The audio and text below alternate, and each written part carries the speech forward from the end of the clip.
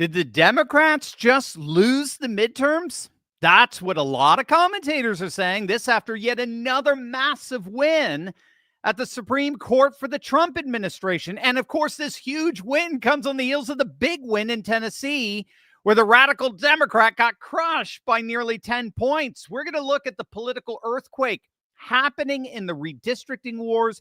We're going to see how it's all a sign of an even more tectonic political shift happening deep below the surface, and what the latest special election in Tennessee tells us about 2026 and beyond. You're not going to want to miss this. Greetings, everyone. It is Livestream Friday. I am your host, Dr. Steve, your Patriot Professor, celebrating what you made possible back on November the 5th. So if you want a front row seat on how you continue to change the world in ways you never even imagined, make sure to smack that bell. Where is it? Smack. There it is. Smack that bell and subscribe button. As always, we got a jam-packed show for you today. Our super chats are up, so feel free to send in your comments, your questions. It'd be my privilege to read them and answer them during this live stream. Also, I do want to give a quick shout out to the sponsor of this video, and that's our amazing friends over at Augusta Gold.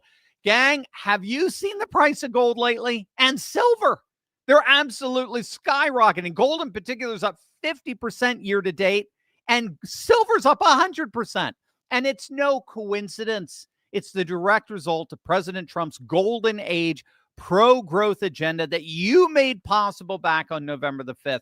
Goldman Sachs, they actually just raised their 2026 gold outlook to $4,900 per ounce. And many analysts think they're being too conservative. And to make it even better, we got over 3 more glorious years of these America First policies ahead of us. This is exactly why smart Americans are taking control of their retirement accounts by backing them with physical gold and silver. My friends over at Augusta Precious Metals are so excited to help you be a part of this new gold rush. Augusta works with Americans who've got over 50 grand in their IRAs, their 401ks, or other retirement accounts to make the smart move into smart money. They're patriots just like you and me, and they would love to chat with you. Give them a call at 844-763-3908 or text Turley to 35052. That's 35052. Seriously, get central banks. They are loading up. They are stocking up on the gold and silver as we speak. Let the patriots over to Augusta Precious Metals make sure you don't miss out. Text Turley to 35052 or click on the link below and go to turleygold.com, and you'll get instant access to a free 2-minute report that reveals the greatest threat to your retirement today. Again, that's turleygold.com or text Turley to 35052 and talk with our good friends, the Patriots over at Augusta Gold today. I like that. That's right. Click those mugs. It's a glorious morning in the golden age.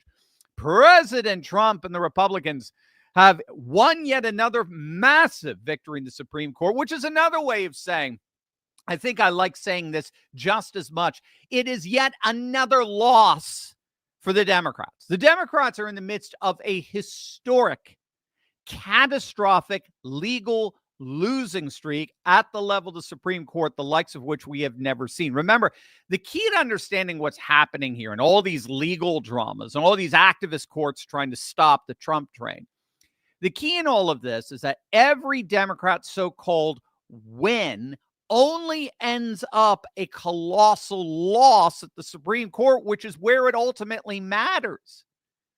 The Supreme Court is actively and consistently crushing every single ruling from these rogue left-wing activist judges all across the country. So while Democrats win 60% of that's the documented percentage. They win 60% of their cases against Trump in the lower courts, precisely because they court shop, right? I mean, the outcome is baked into the cake.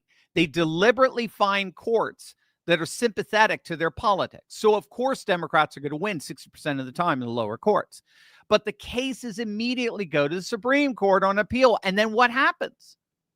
What happens? Literally every single time the Supreme Court crushes the Democrat lower courts. That is not an exaggeration. The Trump administration has won 23 of the last 24 Supreme Court cases. That's a 96% win rate, which again is another way of saying the Democrats lose 96% of the time. Justice Kavanaugh, for example, has voted in favor of the Trump administration 90% of the time, while by contrast, he voted in favor of the Biden administration only about 40% of the time. That's a 50-point swing in Trump's favor. So when I saw the Supreme Court has delivered yet another win for Trump and the Republicans, I just want you got to, I should say, when I say that the Supreme Court has delivered yet another win for Trump and the Republicans, you really have to appreciate just how dominant that winning has been. The Supreme Court has now officially made a ruling that fundamentally changes the math for 2026, and there's absolutely nothing the Democrats can do about it. They've been shut down hard. Yesterday, the Supreme Court issued an emergency stay that reinstated Texas' brand new congressional map. And this wasn't just any map. This was President Trump's map. This was the map specifically designed to flip 5 Democrat-held seats into Republican strongholds just in time for the midterms. And old man Al Green and the borderline illiterate Jasmine Crockett have both officially lost their seats. I mean, just doesn't. What a glorious morning. Pour yourself a cup of coffee. Come on over. I mean, this is fun. Now, as many of you know, leading up to this, a lower court, and I say that somewhat choking on my words here. It's not a lower court. It's a kangaroo court. Okay. These lower courts have turned into a little more than hippie activists disguised as jurists playing hacky sack in the back. But they tried to block the redistricting map at the last minute, Texas's redistricting map, claiming that it was, of course, what's always their excuse? Why would they block the redistricting map? What's their excuse? Because it's racist. The old Democrat playbook, the old stale, dusty playbook from the 1960s, designed to give them a permanent majority in perpetuity by exploiting race, name and blame everything on racism, and they can bully their way to permanent political power. That's the old playbook. So the Democrats in the lower court claim that the Republicans in Texas were engaging in racist redistricting. The very party that is itself addicted to racially gerrymandering districts to deliberately exclude white voters runs around accusing others of racial redistricting. Rules for thee, not for me. Make no mistake, the jig in that old playbook is up. Everyone now knows, that accusations of racism today simply mean the Democrats aren't getting enough seats. They're not getting enough safe seats. That's what racial gerrymandering, or the accusations of it, is code for. You're not guaranteeing enough Democrat election win outcomes. That's all it means. And the Supreme Court's onto it, and they're not having any of it, most especially Clarence Thomas. He ain't having none of that. Now, originally, Justice Sam Alito, some days back, we reported on this, said no to this rogue lower court. He granted the emergency stay. But now, yesterday, literally hours ago, the Supreme Court as a whole followed suit, 6-3 decision. The court found no evidence whatsoever, obviously, that race was the defining criteria for, or I should say criterion for the redistricting. They said the only thing we could see is partisan considerations. In other words, state legislature, and the Supreme Court has ruled on this before. There's ample precedent for this. State legislators are perfectly free to draw district maps around party leanings and identification. Republicans want to hang out with Republicans. Democrats, who are slowly getting made extinct in these red states, but Democrats want to hang out with Democrats. So it's perfectly viable, perfectly constitutional to redraw districts around party leanings and identification, which is exactly what the Texas legislature did after, of course, President Trump pressured them to do so. You remember originally Texas Republicans were not doing anything like this. That's because Texas, unfortunately, still has way too many Bushite rhino Republicans who refuse to fight and politically outflank the Democrats. But President Trump personally pushed Texas to redraw these maps over the summer. He understood something that Democrats didn't. He understood that this decade, in this cycle, this was the moment to go on the offense. And I'm going to show you exactly why in a moment. I'm going to show you the tectonic shift that's happening underneath this extraordinary sort of political earthquake in the redistricting. So I'm going to show you exactly what President Trump is seeing, what he believes gives us the green light to go full animal in these redistricting efforts. So the old rules were out the window. The days of playing defense and drawing fair maps, while the other side, of course, weaponizes the Justice Department, those days are officially over. And we have President Trump and you to thank for it, because you made this a reality on November the 5th. So the new Texas map that was just confirmed by the Supreme Court converts 5 currently Democrat-held seats into solid Republican territory, 5 seats. And as it turns out, Texas is just the beginning. Take a look at this. This is awesome. You're going to love this. The Florida House just launched an official committee to redraw their congressional map for 2026. We told you it was coming. Florida Republicans already control 20 of the state's 28 seats, but they aren't sitting on a lead. They are looking to lock that down big time. Florida is so deep red. 8 Democrat seats out of 28. Forget it. No. The latest proposals are redrawing at least 3 more seats for the GOP. At most 5, at least 3, at most 5. So we'll probably be seeing something around 4, right? They're going to split it in the middle. And what's so cool here is that Governor DeSantis really appears to be playing 4D chess here. He's signaling that a special session in the spring could use upcoming Supreme Court rulings on the Voting Rights Act to force a redraw that favors conservatives even more. Remember, Politico is projecting a pickup of 19 GOP seats if the Supreme Court strikes down Article 2 of the VRA, the Voting Rights Act, that has been blatantly exploited by Democrats to redraw congressional districts.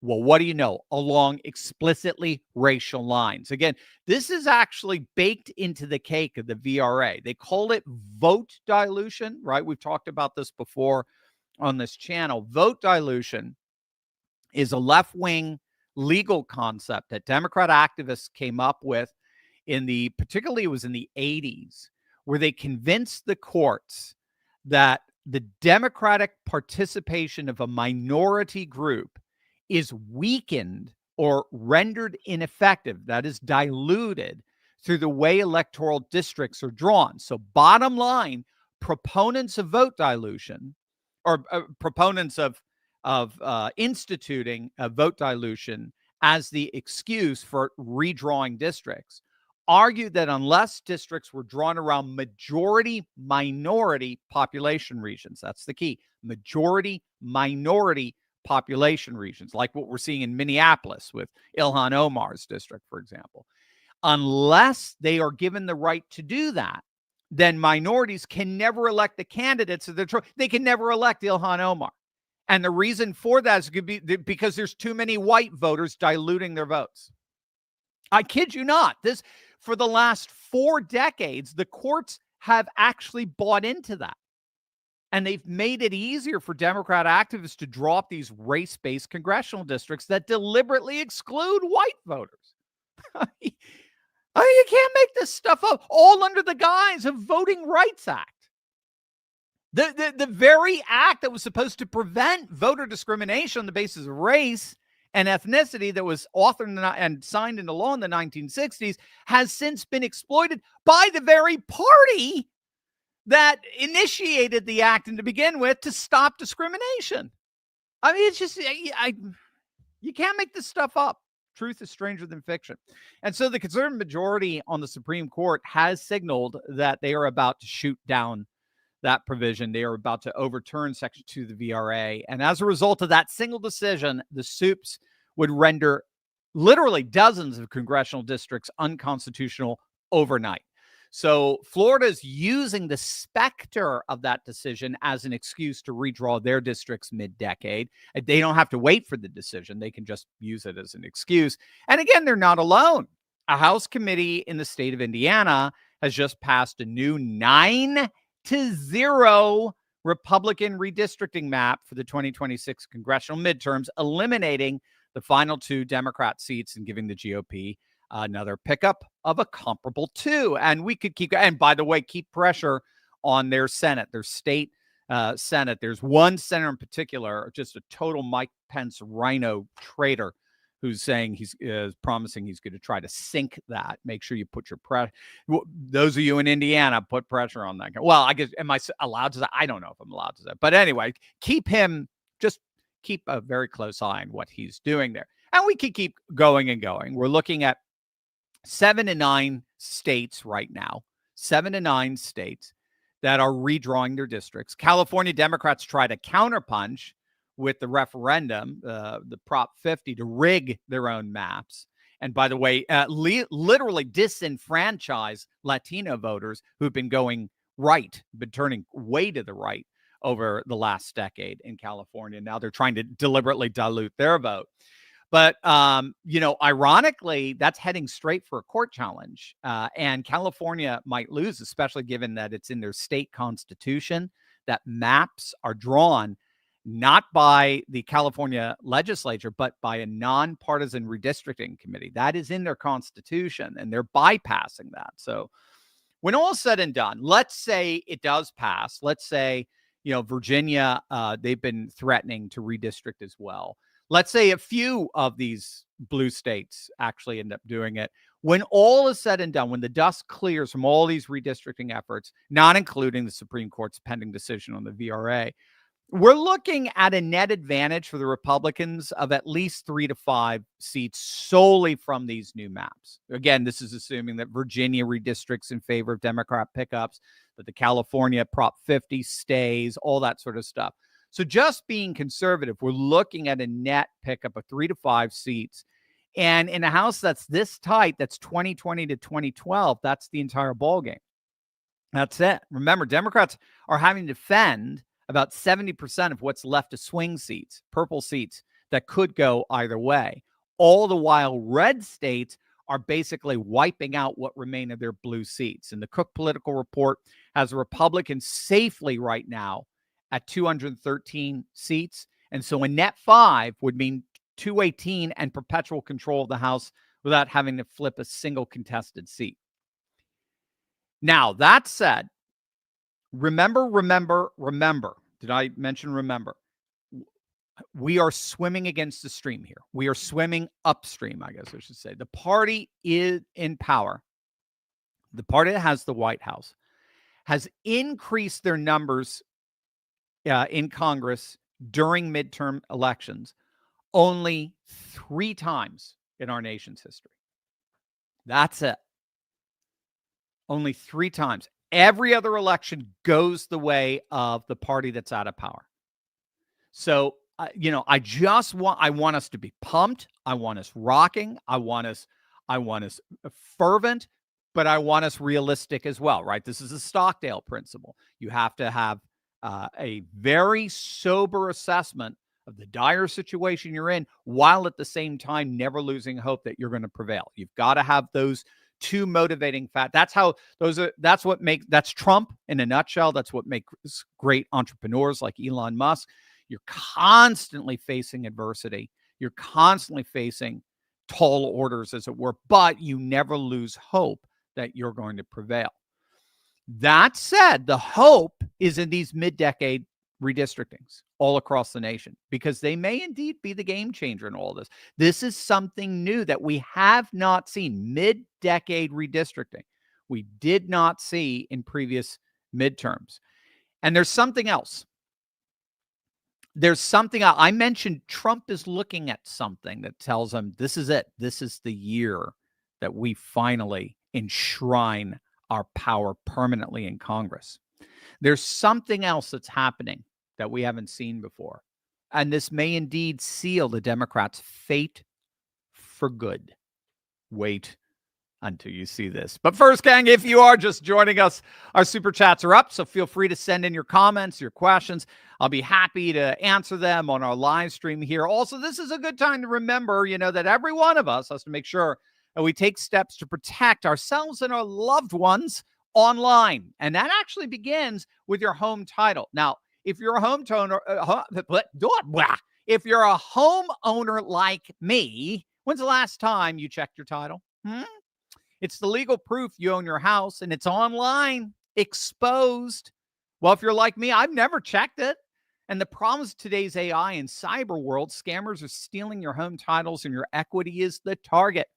It works. It's so insanely easy. It's nuts. Criminals forge your signature on a single document. They use a fake notary stamp. They pay a small fee with your county, and boom, that's it. Your home title has been transferred out of your name. And then what do? They take out all these loans using your house as equity. Some even sell your property, and you won't know it happened until months later when you start getting a collection notice or foreclosure notice. That's why you need to stop what you're doing right now, today, and see if you've already been a victim. Use promo code Turley Talks, all one word, Turley Talks, at HometitleLock.com to make sure your title is still in your name. You'll get a free title history report, and you're going to get free 14-day trial of their $1 million triple lock protection. It's 24/7 monitoring of your title, urgent alerts to any changes, and if fraud should occur, they'll spend up to $1 million to fix it. So go to HometitleLock.com right now. Use promo code Turley Talks. That's HometitleLock.com. Promo code Turley Talks. All right, gang. The voter registration bloodbath continues unabated for the Democrats. Now, if you want to understand the real structural advantage that the Republicans are building, this is exactly what Trump is seeing here with his own eyes. If you understand the real, we're talking at the tectonic level structural advantage the Republicans are building, you have to look at something the legacy media completely ignores, and that's voter registration trends. Voter registration trends. While Democrats are obsessing over polling and focus groups in Virginia and New Jersey, the ground game is shifting beneath their feet all across the country in ways that are almost irreversible. So look at what's happening, for example, in Arizona. Both parties are purging inactive voters from their rolls, but Democrats are losing dramatically more. We're talking, they are hemorrhaging voters in these voter roll purges. They're losing ground with 108,000 fewer registered voters than in 2020. They are behind where they were when they last won Arizona. Over 100,000 votes behind. In North Carolina, it's the same story. Both sides dropped, right? This is the beauty of it. The federal government's making them purge all their voter rolls, or else they're not going to get any federal funds. So they have to purge all their voter rolls, everyone, even California, and look what's happening. Democrats fell by 10,000 more than Republicans. Republicans fell by 6,000. Democrats fell by 16,000. Oregon saw both parties lose voters, but again, Democrats lost 4,000 more. That's the pattern. It's not a coincidence. It's not a one-off. It's the Colorado. Colorado's supposed to be a blue state, right? Good old pot-smoking Colorado. Republicans lost 30,000 voters in their latest voter roll purge. Democrats lost 36,000, a net Republican gain of 6,000 in a state that should be safely Democrat. Rhode Island followed the same trajectory. Republicans lost 630, but Democrats lost nearly 4,000. New Mexico. Now, they've been shifting Republican for months, and the latest data shows both parties gaining, but Republicans have net gained about 400 more. And we could go on and on. Louisiana's flipping right across the board. Democrats losing, Republicans gaining about a net 4,000. Florida, of course, right on schedule, added another 10,000 net Republicans to their rolls. Oklahoma continues its deep reddening, with Republicans netting another 1,600 more voters than Democrats. Even my state of Delaware, Sleepy Joe, Delaware, showed a net Republican gain of a near 1,000 voter registrations. Do you see the pattern here? This is not random. This is not statistical noise. This is This is a complete restructuring of the electorate at the grassroots level. So while Democrats are spending millions on ads and talking points and talking about war crimes, Republicans are quietly winning the battle for voter registration. And the key here is that all of this redistricting that we're seeing is actually a surface level phenomenon. It's indicative of a deeper voter registration trend that is absolutely devastating for the Democrats. The bottom line, the electorate in 2026 will not look like the electorate of 2024. It will be more red. It will not look like the electorate of 2022. It will be more red. It will certainly not look like the electorate of 2018. It will be more red, it will be more rural, and it will be deeper in Republican territory. And to add insult to injury, if you're a Democrat, voter registration is the single most predictive metric we have for election outcomes. Voter registration. That's how Seth Keshel, our good friend, the election analyst, gets like 99.9% of all of his election predictions right. That's why you've got to make sure you smack that bell and subscribe button and hang out with us on this channel, because we're going to give you only the best when it comes to predictive election outcomes, right? There you go. Yeah, smack that bell and the subscribe button. But what Seth doesn't even look at the polls. Seth looks at voter registration patterns throughout throughout pretty much modern political history, certainly in the last 70, 80 years. And what he's found is he's identified how districts, counties, states vote in relation to these voter registration patterns. So, for example, Pennsylvania, my backyard, Pennsylvania always votes 2 to 3 points to the right of its voter registration. Always votes 2 to 3 points to the right of their voter registration. Wisconsin always votes, what is it now? I think 7 points to the left of Iowa and Iowa's voter registration.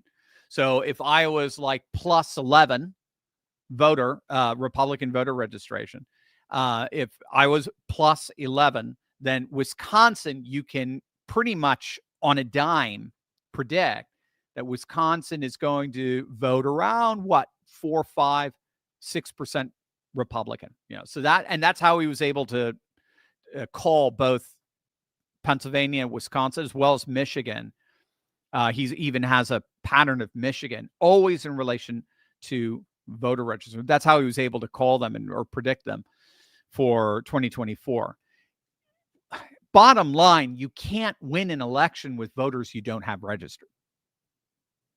If your voters don't exist, you can't win. Democrats are hemorrhaging registrations in swing states while Republicans are gaining ground literally everywhere. And when you combine this with the redistricting maps we just talked about, the structural advantage becomes almost mathematically insurmountable. And so that brings us full circle to what we all just saw this week in Tennessee 7, that special election. Now, leading up to that election, we had a lot of the panicans, as they're called out there, legitimately, concerned in the fallout from November and the blowout elections we suffered in Virginia and New Jersey.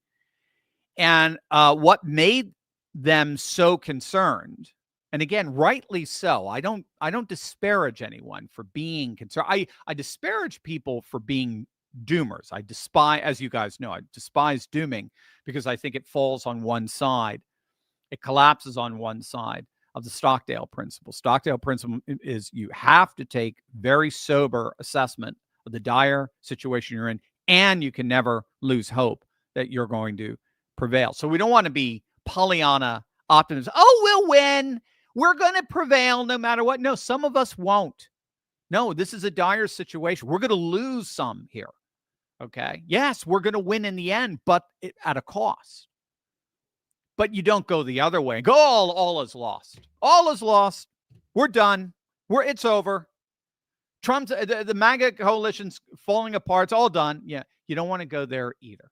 Okay. You got to keep this balance. And frankly, I think we saw that balance on display in Tennessee 7. And now, again, we were in an uphill battle.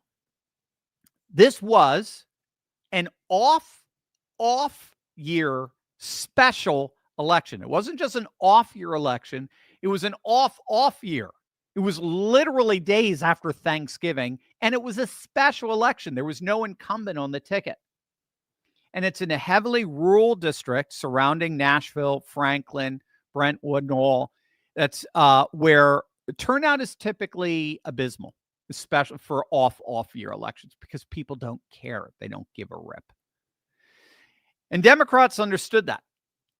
Democrats understand, they understand the whole calculus of turnout better than anyone. This is why they're trying to import voters from south of the border and from mail-in ballots and all that. So in a special election with no Trump on the ballot, no high-profile race driving people to the polls, the Republican was relatively unknown.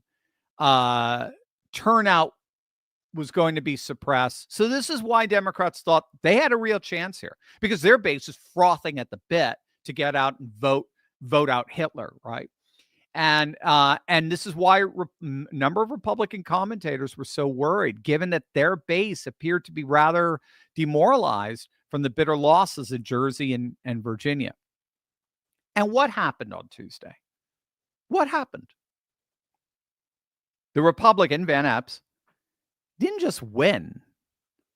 He destroyed the Democrat, despite being, by the way, massively outspent. Democrats went all in on this race.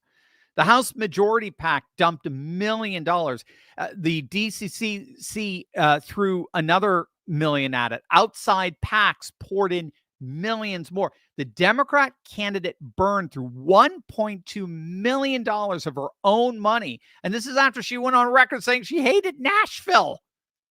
She hated Nashville. She hated country music. She didn't like Tennessee. Van Epps spent just around $1 million, and he crushed her by 9 points. He was outspent 3-1, and he won decisively. And it gets worse for them too, because we've been very concerned about the whole notion of messaging, the whole notion of affordability, and the Democrats decide to double down on that. They focus grouped their messaging, and they found that affordability was their best closing message, given how it worked for Mamdani in New York City. So it was supposed to be a slam dunk for them. This was a off year special election with a Republican that wasn't well known in a district that it's very rural, so it doesn't have very good, low prop to no prop voters, very low turnout. They're going to hit Republicans on economic anxiety, on housing costs, on inflation and the like. And it didn't just flop, it totally flopped. And they even brought out Kamala Harris. She showed up. Big name Democrats blew into Tennessee between Thanksgiving and Christmas, specifically to get out the vote. And it was a disaster. The Democrat she lost by nearly 10 points in an off year special election. They got demolished by a Republican who spent half as much in a district Democrats thought they could flip. And so what does all of that mean? It means that despite the uphill battle that we do face for the midterms, the fundamentals for the GOP remain very, very strong. They continue to dominate voter registration trends across all 30 states that register voters by party. They're winning the redistricting wars. They're cleaning and purging voter rolls in every single state. They're deporting a mass number of illegals in blue states. And the Supreme Court is poised to overturn the VRA, which would unleash another near 24 safe Republican seats. And we saw what happens when some of those fundamentals come together in Tennessee. We win. We always win in the end. Now, again, this is hardly any time for complacency. I continue to stress that 2026 is going to be an huge uphill battle. Again, it would only be the fourth time, if we were to pull this off, that would only be the fourth time in our nation's history where the party in power actually gained seats in a midterm. It's a very formidable task. I'm talking in the House. Trump pulled it off, by the way, in 2018 in the Senate. We gained 2 seats in the Senate.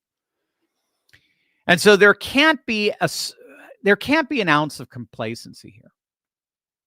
But that said, the stars do appear to be aligning for a major and possibly permanent political realignment that may indeed be the final nail in the Democrats' coffin for the foreseeable future. Over to you, as Josh, our moderator, assembles your questions. If you've been wanting to get into crypto, to escape, the fledgling Wall Street globalist game, this, gang, is your best opportunity to do that. I'm a huge, huge fan of crypto. And if you don't know, the crypto revolution that's happening right now, it represents the single largest wealth transfer in human history. Here's a nice stat for you. Over 80,000 new millionaires were created last year alone just because of crypto. Why not you next? But I know why. It's the volatility, isn't it? It's the extreme highs are great, 30, 40, 50%. It's them lows, those roller coaster drops that tend to be a turnoff, right? Well, guess what? Your experience of that volatility is now officially a thing of the past. Meet Block Trust IRA. They have a super AI system that Bitcoin Magazine has named the #1. That's right, numero uno crypto technology platform in the world. That's among 1,500 global competitors.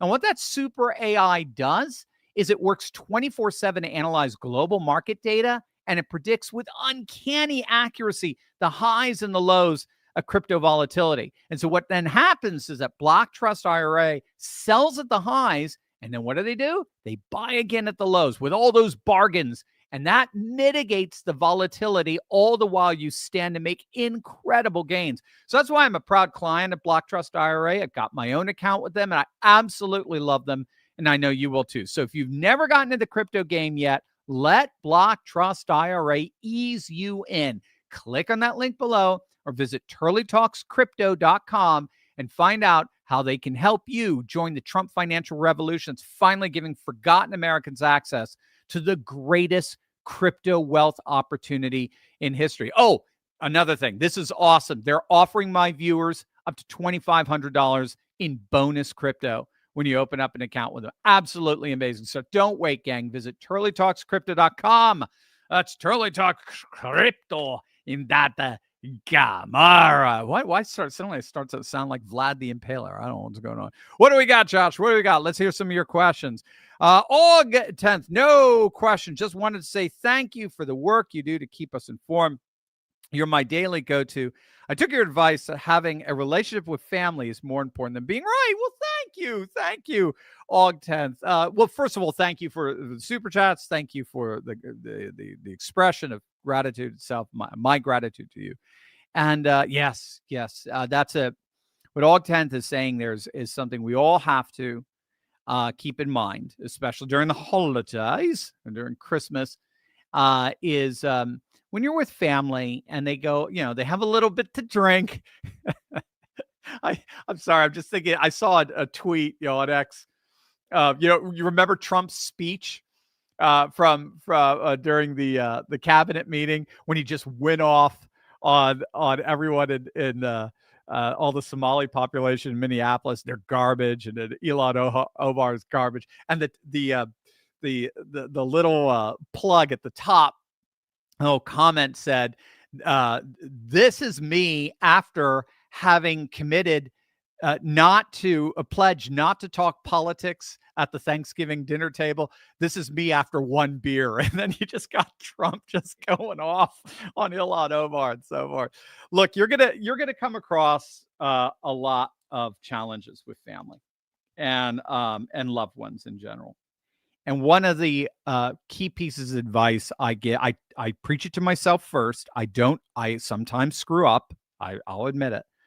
But the best piece of advice I once got that I've used, that I've seen the fruit of, is value your relationships more than value being right. Being right, right, in both ways, right? But being right is what we're all about here. That's the fellowship we offer here on this channel, and many other channels as well. Enjoy that fellowship. So it's literally like, it's kind of a Lord of the Rings sort of thing. We all come together. We all encourage one another, get out there, fight the good fight, where to put our resources, how to interpret the events, and so forth. And then when you go home and when you're with family and loved ones for the holidays, when you're surrounded by the people who will surround you on your deathbed, don't talk politics. Don't get into and if they bring it up, listen to them. Try to get a sense of where they're coming from. If they're really just tearing into Trump, you have to understand that's fear. That's fear. They're sensing their entire world getting destroyed right in front of their very eyes. They're seeing their whole politics burning down. Have some empathy. You're winning. We're winning. Don't worry. Even if they win the midterms, so what? They've inherited a dysfunctional Congress. They're not going to do anything. We still got the White House for the next 3 years and month. There's nothing they can do. And JD is clearly positioned to crush this with the electoral math. He's clearly in the position as an Ohio boy to take Pennsylvania, Wisconsin, Michigan easily. So just take that confidence, go into any situation, and if you have people who are flipping out that you love, who are flipping out, value the relationship more than value being right. Value the relationship more than value being right. Okay, that's going to pay off in spades for you. So thank you, Aug10th. I appreciate that. Maximilian, what effects have the discoveries of new epistemologies had on societies? Easy question, Shirley. You're so evil. I'll give you one example. So in the Soviet Union, their epistemology was what we call dialectical materialism, right? So that was their Hegelian Marxist synthesis that basically argued, and you've talked about this, Maximilian, that human history operates by thesis, antithesis, then synthesis. So there's a thesis, there's a dominant hegemonic view in society. Inevitably, an antithesis to that hegemonic view arises. They start to clash, and eventually you get a synthesis that draws together the common ground of both, and that forms a new thesis, and you get a new antithesis and the like. But the key there is that the world is constantly, the key there is that the world is progressing. And progress, by definition, means leaving the old theses behind and constantly moving to new frontiers, bold new worlds, brave new worlds, and so on. So you're always leaving the past behind. Soviet Union falls 1991. The surveys back then found that only 30% of the population consider themselves Orthodox Christian. The Yeltsin years intervene, and then the Putin years, and the rise of a new Orthodox civilizationalist epistemology that sees truth as fundamentally eternal, and that tradition is the means that holds and that communicates that truth in temporal ways. But it's not simply past. This is very important. This is the traditional school.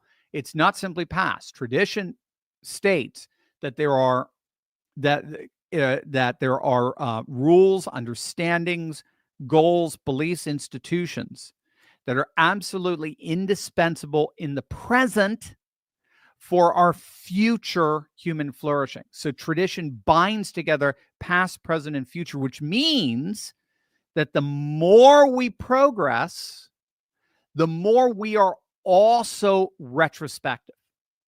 The more we advance, the more we're also returning, because the past is every bit as relevant for the future as it is for the present. And so that's where you get archaeofuturism. So archaeofuturism basically says that the more we progress, ironically, the more we're returning back to where we came from. That's the alpha and omega concept. If we came from eternity, we are going back into eternity. So the more we progress, the more we are returning alpha and omega. Today, with that new epistemology, that more archaeofuture epistemology, today, the latest studies show that 90% of Russians consider themselves Russian Orthodox, from 30% to now it's a 60-point swing. So that's a way in which new epistemologies can radically reshape societies. But it'll be very interesting to see, like, and more economic level, what that plays out in everything, because economics is really the queen of the social sciences. But it'll be interesting to see what happens with Javier Milei right now. I mean, Argentines bought into socialism the last 4 to 6 decades, and it's been an absolute disaster. Now you've got literally like this anarcho-capitalist who is spouting, Murray Rothbard and Hayek and Friedman and all that sort of stuff. And so now we're getting a new economic epistemology. And their last elections, their brand new party, the Milei Party, blew it out the water. They're the number one party. They're just, and that, again, that rarely happens with the party that's in power, that has the presidency. So now we might see a whole different economy arise out of this new, more libertarian epistemology. So fascinating, very good question. I love your questions, Maximilian. We have to have like a Maximilian Award or something and then give it to people who give us like these deep questions. It's awesome. Maggot 24-hour Dr. Steve, with 1 month shy of the first year of Trump administration, how much have they done to dismantle the administrative state and deep state, if they are different? Would you say 25% of the job is done, more or less? Yeah, so I did a video on that yesterday. I don't know if you could put a percentage on it. It's, I mean, you can, like with employees. So they've now, the new numbers are, it looks like 320,000 federal employees and federal positions are gone. And I forget what that percentage was. Was that something like 15, 20% of the workforce? The Harmeet Dillon's Civil Rights Division of the DOJ has gotten rid of 70% of their lawyers. I did a video on that the other day. So you could do sort of percentages with the actual, human resource side of things.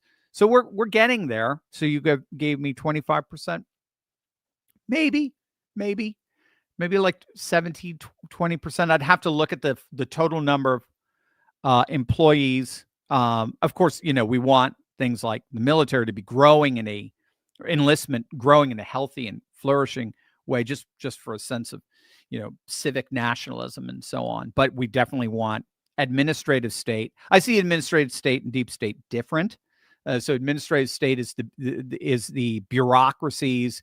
They're all the commission, like the federal trade commissions and so forth, that basically, or OSHA, the Occupational Safety and Hazard Association.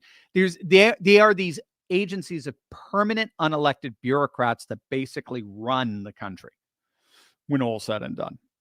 Then the deep state is the same thing that was supposed to be running our international policies in terms of intelligence. So all the 3-letter agencies, the FBI, the CIA. I know FBI is national, but Homeland Security. And of course, now they're using the same dictatorial tactics that they've used primarily in Europe and the Middle East to thwart democratic expressions and so forth, particularly populist sentiments. They're using them now. Here we saw that with the Twitter files, that literally they were doing everything they can to initiate color revolutions and thwart our elections here in the United States. So I see John Solomon of Just the News, excellent investigative reporter. He thinks that Cash and Dan have done an exceptional job at the FBI. the rather panicked report that came out, the 114-page report that said that both Cash and Dan were clowns and that they were failures, does look like it was a desperate attempt by establishment holdouts to get rid of them, precisely because they've been so effective. It looks like Pam Bondi's done the exact same thing in the DOJ. There's been, again, remember, there's been mass firings in both FBI and DOJ of all these partisan hacks disguised as law enforcement. So, and Doge still is there, still behind the scenes, though. I would like to see it more prominent in the headlines like it was originally.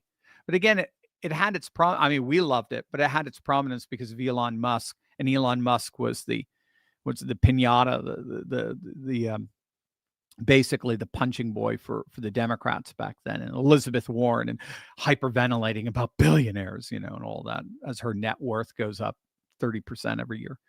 So I think it's been very good. I think it's been very good. It is going. I think we went into this knowing it's going to be incredibly hard, bringing down both deep state and administrative state. It was going to be that's the swamp in a nutshell. It was going to be very, very hard. But Trump, I think, is doing it tremendously based on the numbers that are gone and based on reports that we're getting from very trusted sources that they are being very successful in cleaning house. And the administrative state and the deep state are nowhere near the power they were this time last year. So there you go. And again, we'll be keeping a very, very close eye on all of that. WS Now, hey Doc, did you look up the Constitution, Article 4, Section 4, guarantee of a Republican form of government? I got that by asking Grok, is a state or city run by socialist constitutional? I'm sorry, I did not, WS Now. I'm sorry. Article 4, Section 4 from my hand. Yeah, I'd have to look it up to give you a credible answer. I just couldn't give it to one right now. I'm too ignorant. USA, it's great that we're getting victories at Supreme Court. What is the Trump administration doing to get younger MAGA judges at all levels of the judicial system? Thank you for all you do. Love your videos. Thank you, USA. Yeah, I'll have to catch up on that. He just had a whole slew, like 90 plus judges affirmed, federal judges affirmed the other day. I think it was actually just yesterday, 2 days ago, through the Senate. Yeah, I mean, they've been working very closely with the Federalist Society. But again, Federalist Society judges have been a bit disappointing here or there. Generally speaking, though, he seems to be continuing the record he had of his first administration, which was record-setting judicial appointees, very conservative, holding up the law. And that's why, again, this is why the Democrats are having to jurisdiction shop. They are looking specifically not just for an initial court, an initial judge that will be on their side, but through the appellate process as well. And particularly there, again, all these challenges coming to the Trump administration are coming either from California or Massachusetts or New York, very, very deep blue states. So anyway, Trump has basically forced them to they force them into a position where their court shopping is more or less been reduced to a little less than a dozen. So it's good. It's good stuff. But I don't have exact numbers for you outside of that 90 plus that was just confirmed, I should say. Mr. Spock, first time catching you live, Dr. Steve. Thanks for all your videos. Well, thank you, Mr. Spock. Very appreciated. Glad to have you on with the family. Yeah, we do live streams every Friday. And then we also do, for our Insiders Club, our Courageous Patriots Club, we do a special private Q&A, live Q&A on Monday nights as well. So a lot of people were asking questions today are from our Courageous Patriots Club. So join. We'd love to have you. Anthony McNabb, do you see ICE actually getting the illegal immigrant crisis solved? I'm hopeful they will. I hope Washington will turn red soon. Oh, that'd be interesting. Yeah, Washington's it's a tough state. Washington and and Oregon are both tough just with not so much, obviously not with the rural populations, but just with the coastal elite cosmopolitan populations. It's just so much of your state. That's the problem. But I mean, you border Idaho, so anything can happen, right? The chimney of Idaho, very thin part of Idaho. Yeah, I think ICE is doing a phenomenal job. I think they're doing an amazing job. The hyperventilating hysteria surrounding ICE is the counterpart to how effective and powerful they've been. So the latest count we have now is that we're looking at about 2.5, possibly 3 million deportations this year, both voluntary and involuntary. So the involuntary is up around 600,000 to 700,000. And then the rest are like, dude, if I have any, they're the smart ones. If I have any hope of ever getting back in this country, I better leave now. Because if I get arrested, I get caught, we're shot. So, we'll never be able to come back in the country again. The key with ICE raids is they're not just designed to get rid of the illegals they catch. They're designed to send fear, which they are. You hear the Democrats send fear all throughout the illegal migrant community to encourage them to leave voluntarily. So it's supposed to have a twofold effect there. And they're doing it. I mean, just the numbers don't lie.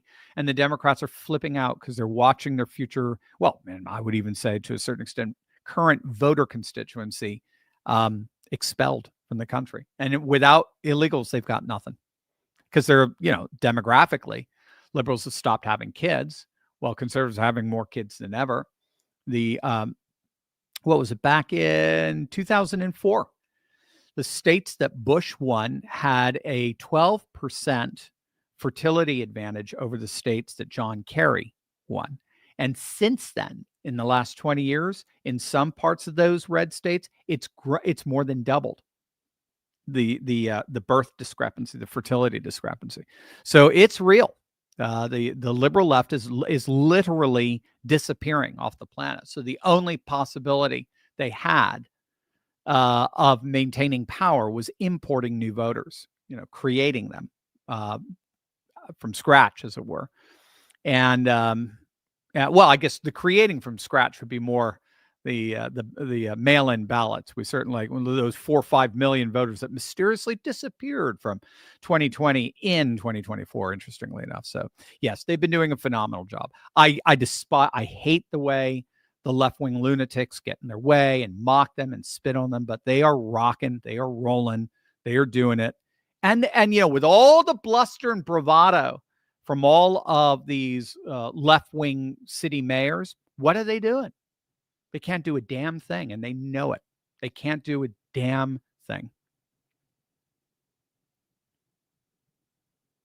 Browning Man, is the congressional GOP waking up and putting pedal to the metal and riding the ship? I hope so. It's really interesting you say that, because in the end, MAGA is not a congressional movement, right? I think that's what we have to understand. MAGA is an executive movement. It is not a congressional movement.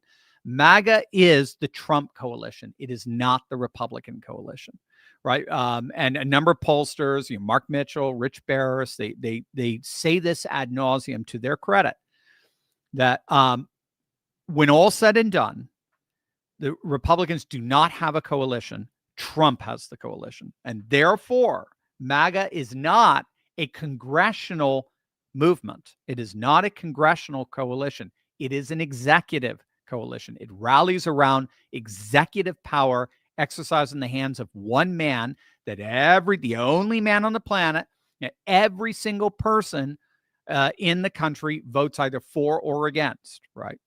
So that's the uniqueness of the president. The presidency, or the presidential contest, it's the only one. The executive contest is the only one where every single voter in the entire nation votes for, right? So I don't vote for your senator. You don't vote for mine. I don't vote. I don't even vote for my neighboring district's representative. They don't vote for mine, that sort of stuff. So it's harder to right the ship of a congressional cohort that occupies such a different cultural space from the MAGA coalition. That said, politics is all about survival. Politicians are nothing if they don't get reelected. And so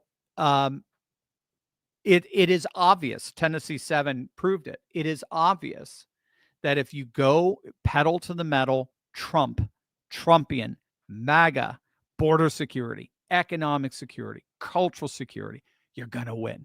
You're going to galvanize the vote. You're going to bring out the low prop to no prop voter. And but what stands in the way of that is the congressional Republican establishment made up of strategists and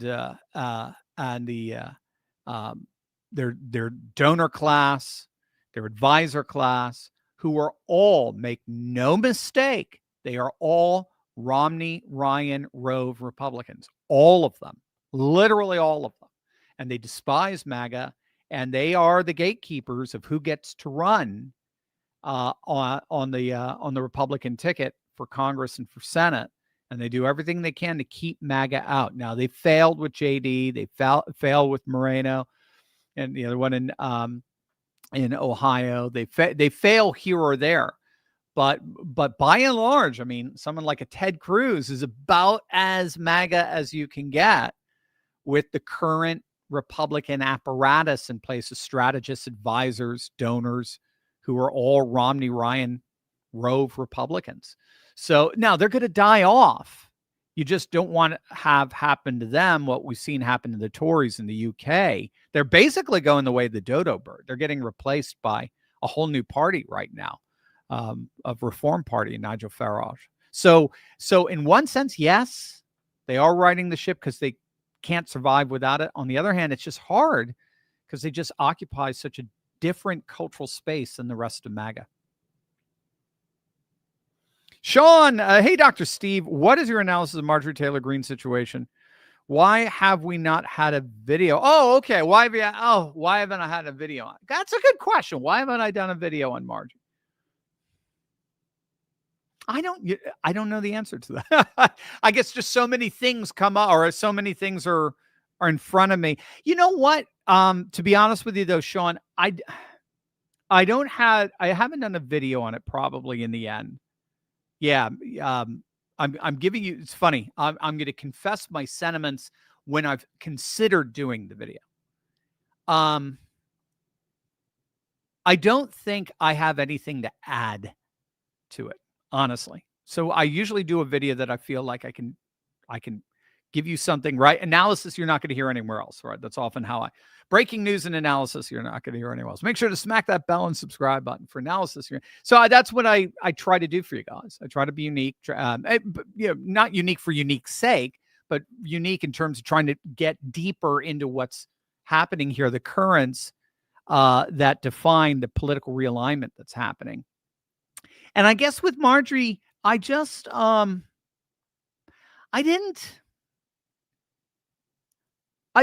don't think I had. Well, here, I'll tell you my assessment, and then you tell me if it would have been a good video or not.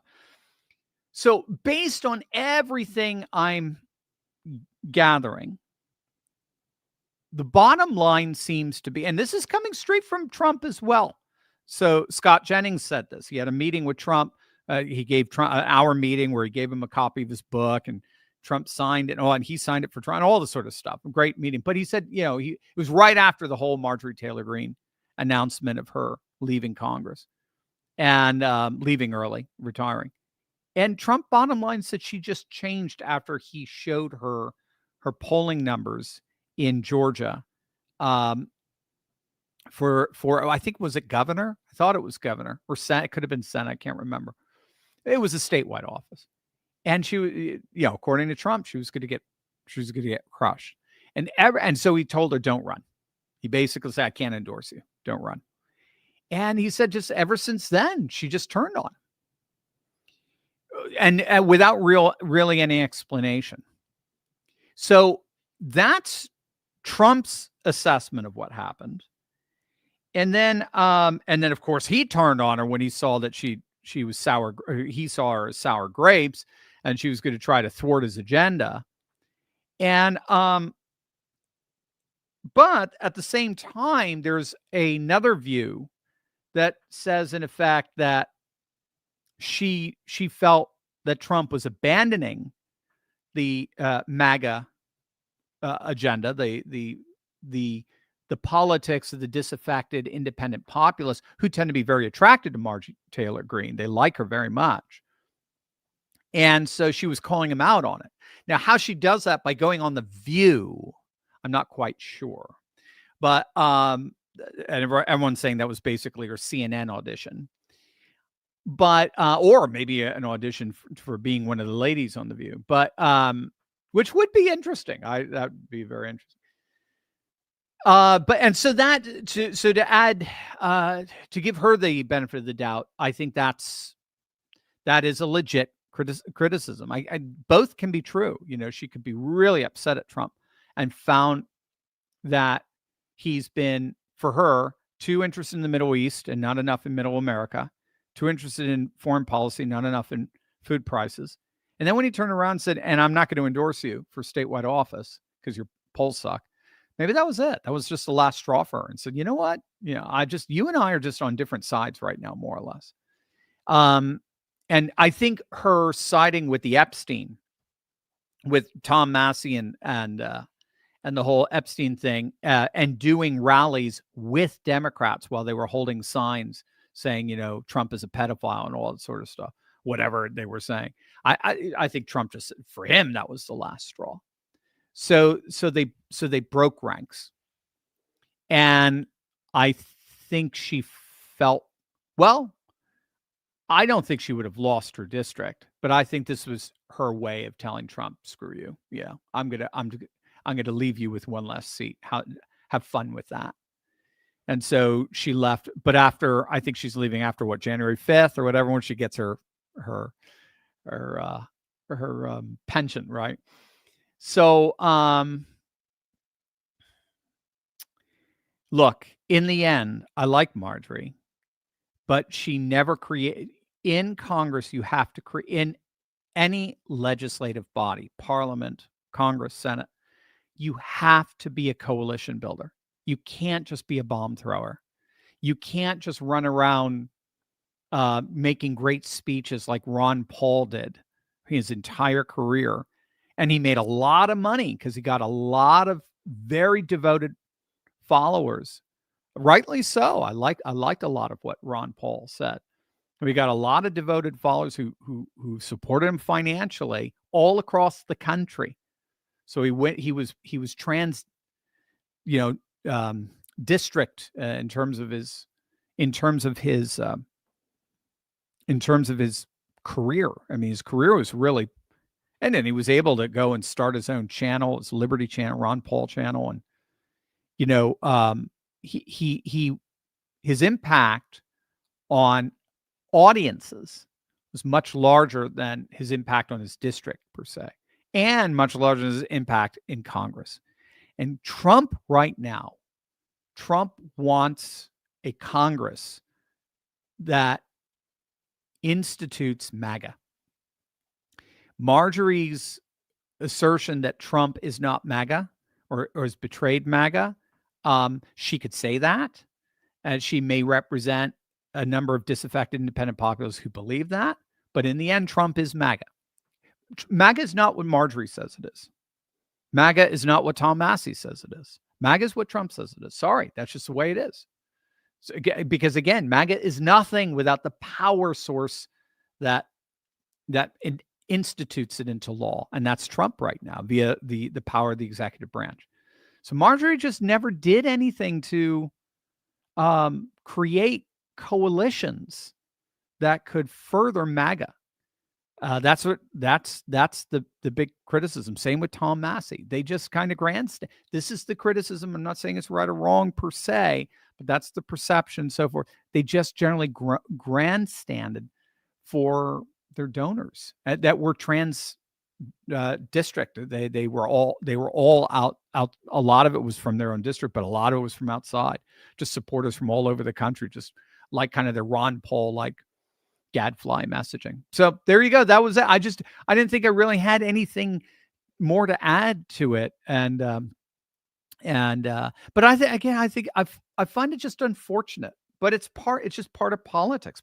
Politics are a lot of ego, and they clash. And that's just so I'm really glad to see thus far Trump's cabinet has been rock solid. All the people, the executive branch has been rock solid, and he wants to see a comparable rock solidity in Congress as well. And Marjorie wasn't doing it. So I think she stuck Trump with one less seat, 2019, when she's gone. I think her district's relatively safe, but it just makes things harder. And I think in the end, she was a very ineffective congresswoman. Deonra, DJT is playing to win for a whole generation. You're absolutely right, for the next 20 years. No, I think you're absolutely right, Deonra. He is playing chess, and that's exactly what, we're really looking at a congressional map that you're just not going to have swing seats anymore. And because just there are more red states than blue states, in the end, we're gonna come out on top, both in the Senate and the House. Johnny the Wiz, what can you tell us about what's gotten into Candace Owens ever since Charlie's End? She's changed into something unrecognizable to so many. She's claiming TPUSA is responsible for Charlie's death. Tim Pool is calling her out, is worried TPUSA won't survive without Charlie, and that because they were a help in winning elections, that we might lose the midterms. Should we be worried? Do you think you can make a video on giving your 2 cents on Candace? Is she causing harm? Good question. Boy, I wish, again, it's kind of like the Marjorie question. I wish I had something to contribute here, but I really don't. I don't know Candace. I've never met her. I've been on Tim's show, but Tim was sick when I was on there. So Jack Posobiec was guest hosting there. I thought I saw a little something on Tim. Yeah, I did on X. Tim calling Candace out, saying, "Look, you're gonna, you're weakening probably the strongest organization that we have for voter turnout, particularly in Arizona." They helped in Pennsylvania as well, because the Pennsylvania Chase is associated, however loosely, with TPUSA. Cliff Maloney, you guys know him well. You helped him out amazingly to win Pennsylvania. Yeah, if you dissolve that organization, we're shot for the midterms. I mean, I get the argument. I think it's a little premature. Maybe, I don't know. I mean, we're only 10 months away in the end, 11 months away. I mean, early voting starts in just a few months, right? So, no, in the end, I don't think Candace, I don't see any indicator. I will let you know if I see one, but I don't see any indicator that Candace Owens is going to destroy TPUSA and is going to affect the midterms. I don't see that. I don't see her reach being that big. It may be. I just haven't seen the indicator for that. As to what happened to her, I just have to be 1,000% honest with you. I don't follow her. I just don't. I'm not a, yeah, she just gives a perspective that I just don't find. I mean, I shouldn't even say this because, again, I don't really have first person, I don't have a first person contact. I'm not sitting and watching her videos.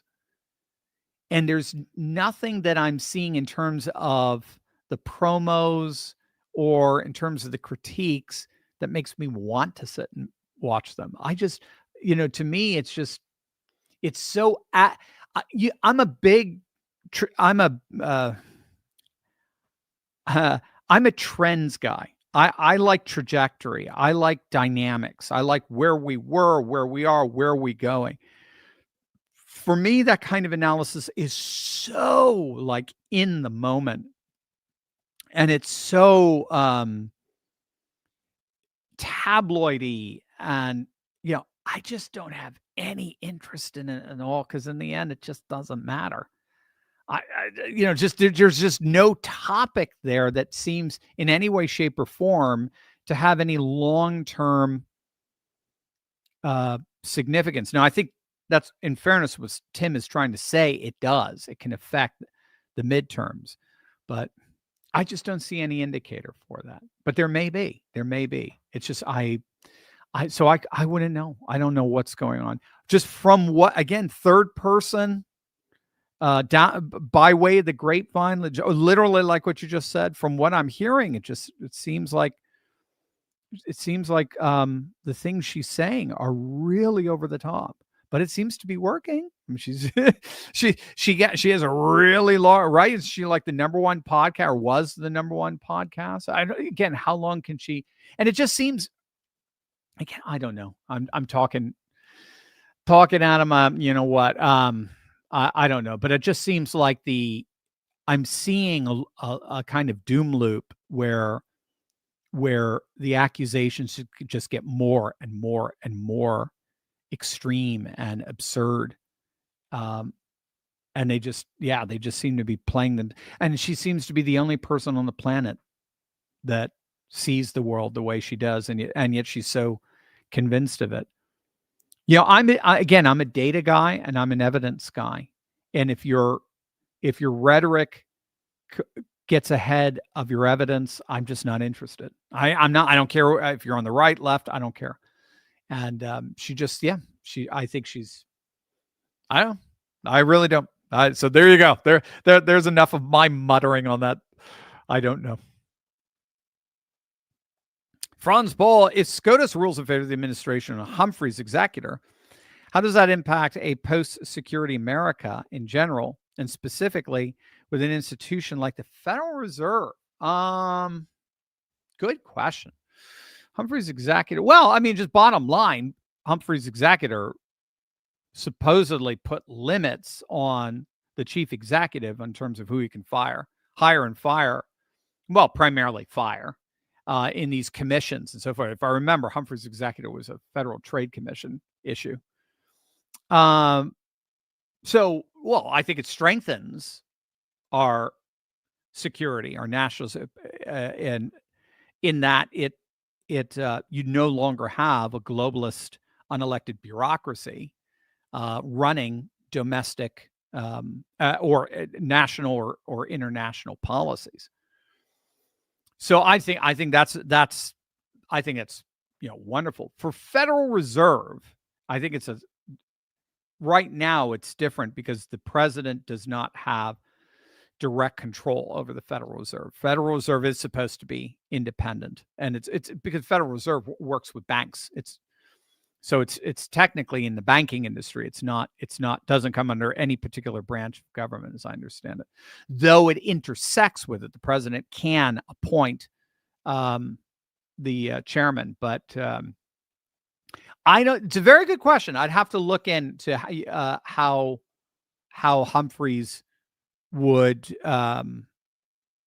relate to the Fed. I'm not sure on that. I'd have to look at that.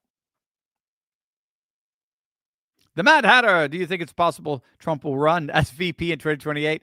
Is that what he's teasing when he posts Trump 2028? Great question. No, I don't. I don't think so. He teases it, I think, to troll Democrats. Bannon is convinced he'll run again. Well, he's convinced they'll find a way for him to constitutionally run again. Again, because the way they're trying to skirt it is, I believe the wording is that the president cannot serve more than 2 consecutive terms, right? So that's the way they're trying to skirt it, because he hasn't served 2 consecutive terms. We had an auto pen in between. But no, I don't think so. I think I think we're ready for a JD. I think JD would actually, ironically, be even more MAGA than Trump, because Trump is a he's a transitionary president. He's a catalyst event. He's taking us from one period to the next period. So that's why we haven't talked about it in a while because we're in the golden age now. But during the Biden years, we call that post-normal period. That was a period of time in between a no longer but a not yet. And we're clearly seeing the not yet in the reestablishment of constitutional presidential executive authority, where you can actually really do things and change the country in extraordinary directions. So I think he's the catalyst for this, and then JD will be the one to really solidify MAGA for the foreseeable future. But no, I don't see him as VP. What's the sudden change from the DC? I'm sorry, Dave. What's the sudden change from the DC female cop bomber to the male? Well, the female cop bomber was from an investigative reporting from the Blaze, if I recall, where they used gait technology, analyzing your walk, your gait, and found like a 99.9% match with this one female Capitol police officer that then mysteriously started working for the CIA. We'll have to see the evidence that Cash and Dan and Pam present, but they seem pretty convinced that all the other evidence, not simply gate, because you'd have to see to what extent is gate evidence determinative. If you're looking at your priority of what your prioritization of evidence, you'd have to take a look at where gate analysis comes in, and I doubt it's that high.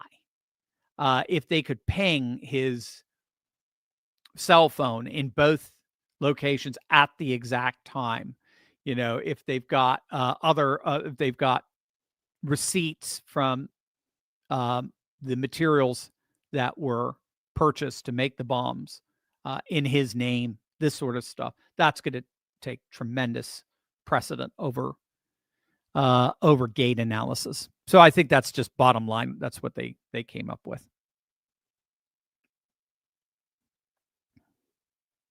Terry, what can Trump do to expedite the admission to the Union of Alberta and Saskatchewan, both of which have taken steps to break away from Canada, and the addition of which would also add 4 senators possibly to Trump's column? Wouldn't that be awesome? Yeah. So 2 states with both Alberta and Sask. I don't know. Well, I mean, you would have to have the independents vote first. You'd have to have that. And then if Alberta leaves, I think Sask would leave. They would follow. I don't know if they'd have it on the same day. But I don't think there's anything he can do to expedite it other than to really encourage him to get going with it. You need an independence referendum, and independence referendums are the biggest voter turnout elections on the map. So we see that historically. Their last voter independence referendum was, if I recall, it was Quebec back in the 90s, and that had 90+% voter turnout, and they almost seceded. Rockcore, oh great and learned Patriot professor. Got a coworker who likes to listen to you too. Getting promoted today. All right, great. Well, all the best to you guys, whoever you are. ROT Core's coworker. Love you, man. God bless you, bro. Kevin, good morning, Dr. Turley, and all your wonderful members of the team. Question. Just a couple of weeks ago, we were being told that we knew who the pipe bomber was and that she is now working for the CIA. Now they're telling us he has been arrested. Another CIA. We'll have to see what the evidence is. That's what I mentioned that on the video yesterday. I did on, there are still some unanswered questions here. We're going to have to see how those questions get answered. Those anomalies get answered in relation to this new paradigm. But we'll see. Again, keep in mind that that Capitol Hill cop, that woman, was identified by gate analysis and by an independent investigation from the Blaze. So we have to just be a little bit careful there, because first of all, it's an independent analysis. They didn't have all the evidence that the FBI has. And secondly, We don't know where gate analysis comes in the prioritization of evidence. So that's all. You just have to keep that all in mind. Let it play itself out. That's all. Richard, Dr. C, my representative Speaker Johnson seems to be half MAGA, half Rhino. Your thoughts? Yeah. Yeah, you pretty much summarized the whole of Congress, right? Look, I mean, in the end, I mean, even Marjorie Taylor Greene wasn't fully MAGA, right? I mean, even she was vying from the farm, as it were. No, look, again, MAGA is not a congressional. It's not a congressional coalition. Congress occupies a very different cultural space than MAGA. Congress is made up. The whole culture of Congress is made up of strategists, advisor class, donor class that are still very much enamored with the neocon, Rhino, Romney, Ryan, Rove, Republicanism. And so they just live, breathe, and have their being in a very, very different cultural space. MAGA is all about populism, civ populism, techno populism, the Technotrad Alliance. It's all about low prop voters, no prop voters, disaffected independent populists, Christian conservatives, libertarians, Latinos, Gen Z men. It's black men. It's a hodgepodge that all come together around this notion that we are going to crush the establishment, the political class that are ruling for their own benefit at the expense of our own values, interests, and concerns. And you know what? Most of the Republicans are joining in on that political class as well. So the MAGA coalition despises Republicans almost as much as they despise Democrats. And so this is what we were concerned about after Virginia, New Jersey. If it looks as if congressional Republicans are failing in the populist promise, as it were, then they'll just go on over to populist Democrats like Mamdani in New York. There's a Mamdani Trump voter. About 10% of Mamdani's vote voted for Trump. So, because again, remember, populism flips the horizontal divide, left versus right, to a vertical divide, people versus political class. So the left and right now are actually on the same side of that vertical divide. So they can defect very easily. So that's the risk that Republicans are taking the more they ignore MAGA concerns. So there you go. That's just bottom line in the end. MAGA is not yet. It is not translated into a congressional movement. And that's what Trump has to do. He has to translate it into a full Republican Party movement.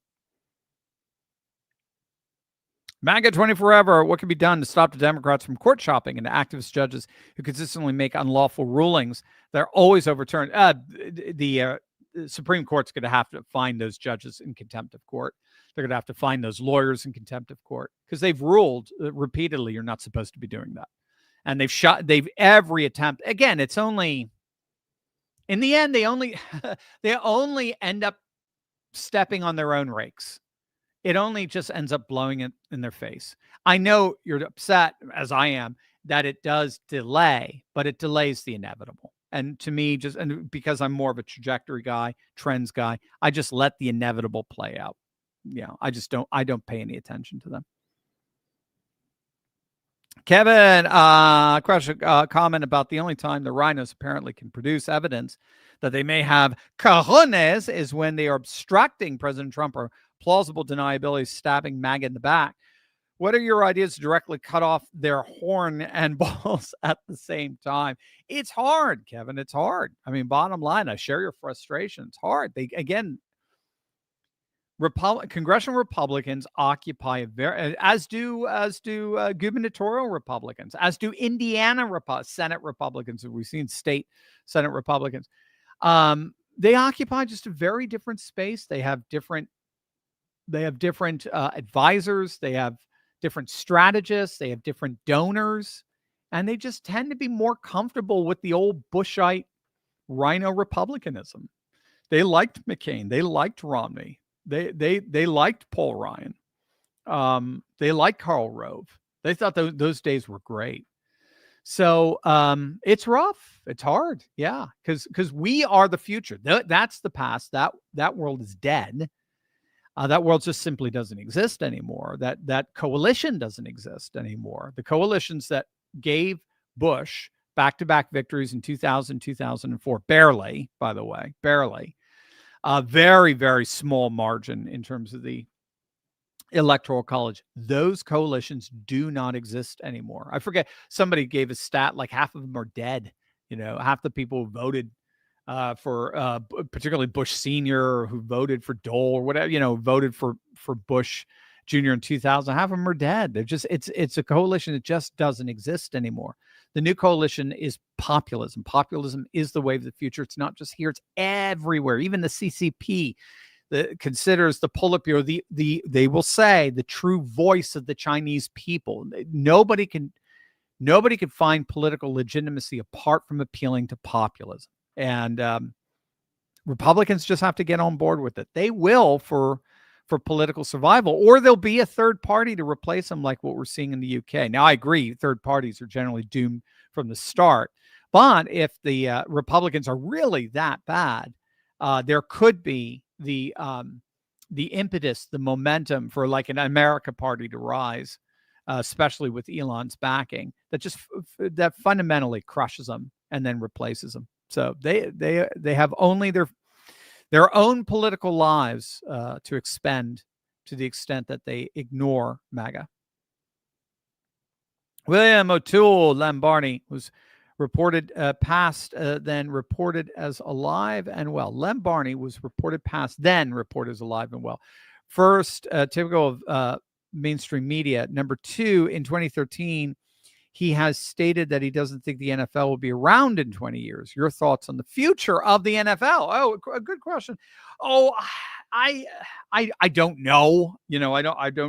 I've studied sports and nationalism. That's kind of the extent to which I think I can speak with some learnedness on the NFL, the National Football League or Major League. I mean, these were founded as symbols of nationalism and national unity.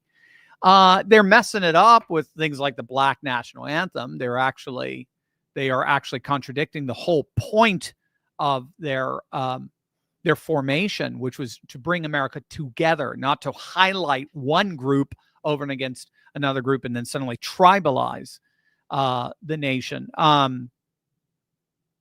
No, I don't see. I mean, there was a time NFL during particularly the woke era in 2018, 2019, 2020, they were losing a lot of audience. I had boycotted them. I was going to, when they doubled down on wokeness, I said, see ya, I'm Bud Lighting you. And, but it's much lighter today. They're not really pushing it anymore. If there is let every voice sing, or whatever the so-called Black National Anthem is, if they have it, they tend to put it off to the side. They don't televise it. Half the audience boos anyway, because they know it's just a bunch of woke nonsense. So I think the NFL and Roger Goodell, I think they've navigated their disastrous experiment with wokeness. They've navigated out of it. And as long as they stay clear of wokeness, they should be okay. It'll remain the number one income producing sporting event in the country because of all their freaking commercials, right? Oh, thank you, Zenderman11. Thank you for the super sticker.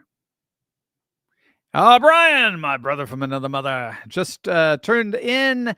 Any chance Letitia James gets tried after grand jury refuses to indict? Can she be charged elsewhere? Oh, I did not see that. Is that breaking news? Did she just get? Did a grand jury just refuse to indict her? If that's breaking, if that's breaking news, I don't know. I don't know the answer to that. If it's from the judge tossing her case and what's the other Swamp Rats case, Comey's case. apparently they're going to be able to charge both of them relatively easily. So I don't know if this is a new development since I started the live stream. Then I'd have to take a look at it, Brian. I don't know. And Tyler, is there a way to stop the Islamification of our country? A way to reclassify Islam from a religion to not a religion? They are invaders that do not assimilate, and the religion does not respect laws.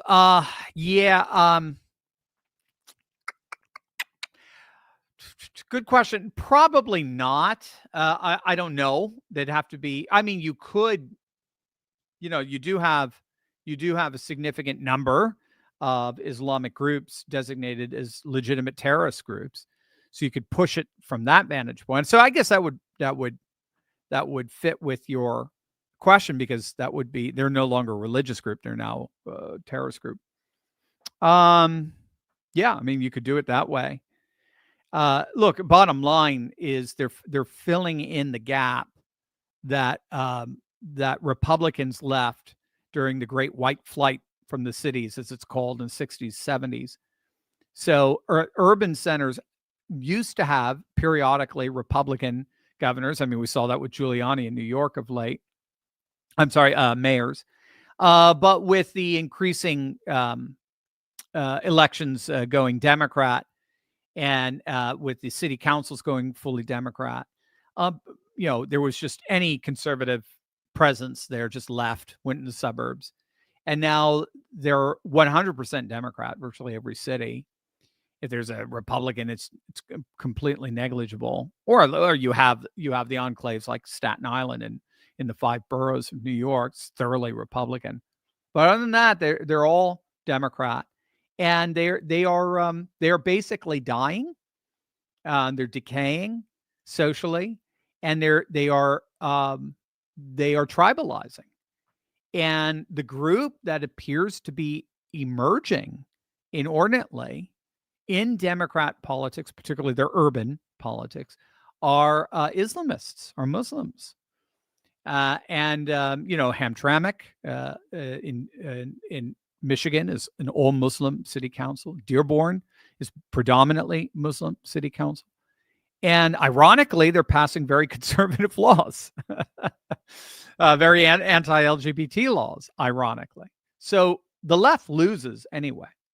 But like you're seeing with Europe and so on, they're certainly not going to be conservative if they become the norm. They're not going to be conservative in a constitutional or, faith, family, freedom sort of way as we would know it. It would be much more an Islamic conservatism. So I think bottom line, the deportations are putting a huge dent in the whole of migrant populations, and I think awareness and a bit of a clash of civilizations pushback among American patriots is going to go a long way to thwarting any possibility of really a large scale Islamification of our country and closing the borders as well. So, and with that, I believe that was our final question. Great, gang. Keep an eye out for your back porch professor over the weekend. I'll be doing a few videos on the latest, on any breaking news and analysis you're not going to hear anywhere else. Love you guys. Have a wonderful weekend. It's a beautiful time of the year. Get ready for a wonderful Christmas. Love you all. God bless.